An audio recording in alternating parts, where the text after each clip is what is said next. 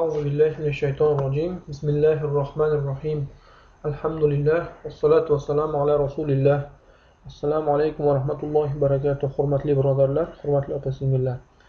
Mana bugun tajvid darslarimizni 10-siga qadam qo'yamiz.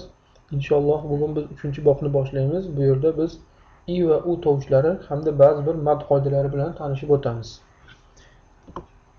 Agar esingizda bo'lsa, biz birinchi bobning, ya'ni birinchi darsdayoq aytgan edik, arab alifbosida unli tovushlarni hosil qiluvchi maxsus harflar yo'q. Demak, ularning o'rniga mana bunday belgilardan foydalaniladi. Bu belgilar harakatlar deb ataladi. Biz bularda mana birinchisini o'tgan edik. Bu mana fatha deb ataluvchi belgi harflarning ustida keladi hamda a tovushini beradi deb aytgan edik. Mana bugun biz keyingi belgi bilan tanishamiz. Demak, bu belgi kasra deb ataladi hamda odatda harflarning tagida keladi. Demak, bu belgi i tovushini beradi. Demak, qoida quyidagicha: qachonki qaysi harfning tagida mana shu belgi turgan bo'lsa, demak mana shu harfdan so'ng i tovushi bor deyiladi. Keling, mana ba'zi bir misollarni ko'ramiz. Mana pastdagi harflarni o'qiylik o'ngdan chapga. Ta, ti, da, di, na, ni, ma, mi. Demak, mana shunday o'qisak to'g'ri bo'ladi. Keling, ba'zi bir misollarni ko'ramiz. Yuqoridan boshlab o'qiymiz.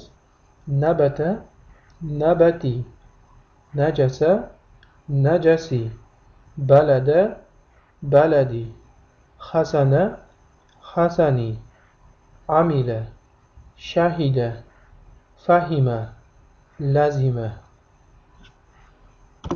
Mana bugun biz yangi qoida bilan tanishamiz. U ham bo'lsa mana i tovushini 2 harakat miqdorida cho'zish. Demak, biz avvalgi darsimizda o'tgan edik. A tovushini 2 harakat miqdorida cho'zishni o'rgangan edik. Ana shu yerda biz eslatib o'tgan edik. 2 harakat deganda mana kaftimizni ochamiz va ketma-ket ikkita barmog'imizni bukamiz. Mana shu ikkita barmoqni bukishga ketgan vaqt ikkita harakat deb ataladi. Demak, mana bugun i tovushini 2 harakat miqdorida cho'zishni o'rganamiz. Demak, qoida quyidagicha: kasradan so'ng sukunli ya kelsa, demak mana shu yerda i tovushi 2 harakat miqdorida cho'ziladi. Mana ba'zi bir misollarni ko'rib turibsiz pastda. Misol uchun mana birinchi jim harfi turibdi, tagida kasra. Demak, bu holatda bu ji deb o'qiladi bir harakat bilan. Lekin mana jim harfi tagida kasra, keyin sukunli ya kelgan. Mana shunday holatda ji deb cho'zib o'qiladi. Keling, mana o'ngdan chapga mana shu misollarni o'qiymiz. Ji, ji, ni, ni, li, li, fi, fi. Shuningdek, bir narsaga e'tibor qarating. Ba'zi bir kitoblarda, ya'ni ba'zi bir mushaflarda mana bu yuqoridagi belgi, ya'ni sukun deb atalgan bu belgi ba'zida mana shu belgi bo'lmasligi ham mumkin. Demak, mana bunday holatda ham kelishi mumkin, ya'ni sukunsiz. Bu yerda ham sukun bor deb tasavvur qilinadi va xuddi shunday cho'zib o'qilaveriladi. Keling, ba'zi bir misollarni ko'ramiz.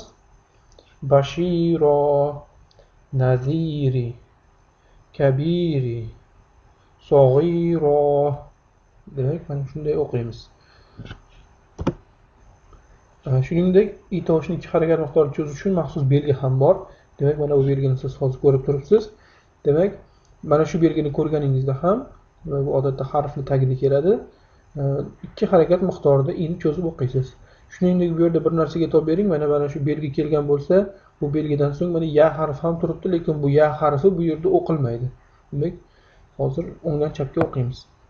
Asoni, maqomi, bibani, fi jidiha. Shuningdek, ha harfi uchun maxsus qoida bor.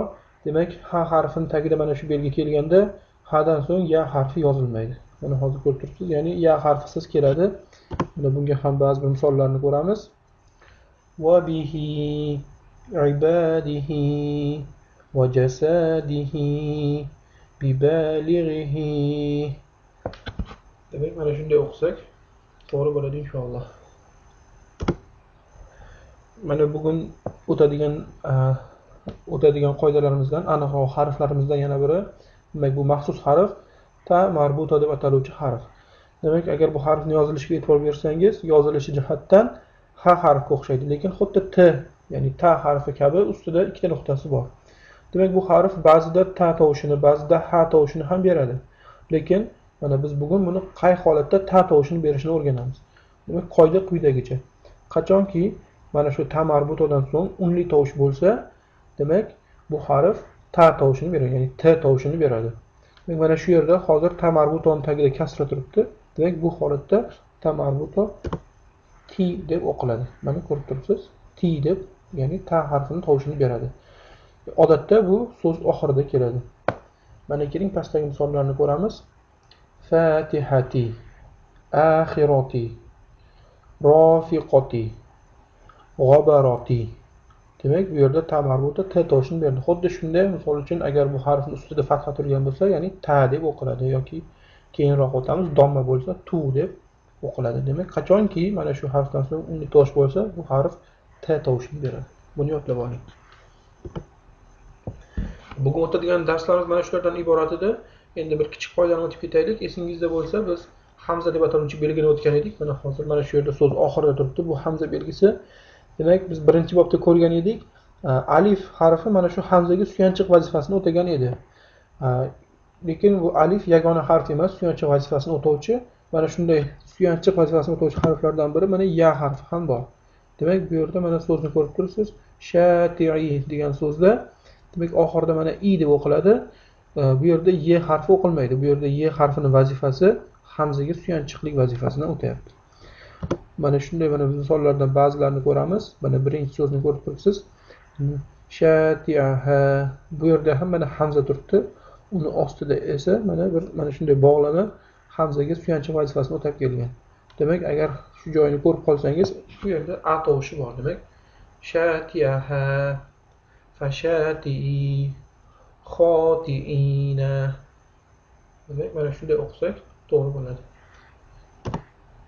Shu bilan mana bugun o'tadigan darslarimiz mana shulardan iborat edi. Mana uy vazifalaridan ba'zi bir misollarni ko'rib turibsiz. E'tibor bering, endi uy vazifalarimiz yana ham qiyinlashib boradi. 3-bobning oxiriga borib esa juda ham qiyinlashib ketadi. Shuning uchun bu yerda uy vazifalari juda ham ko'p. Bularni barchasini qayta takrorlashni tavsiya qilamiz. Ya'ni oxiriga borib qiynalib qolmaslik uchun.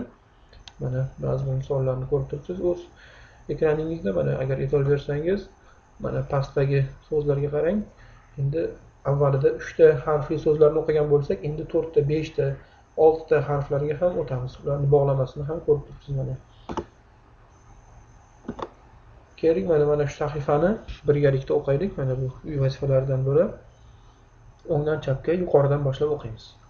Kazalika samawati bi alihatina fabatila hamilati radiya laha asifata fashati bidonini la hayata waj'alani bilisanina ibadihi wa taghina fahijaba hafizina hamidata wa asila ahaditha wa ilahi biyaminika li abihi sohibatihi va akhirihi.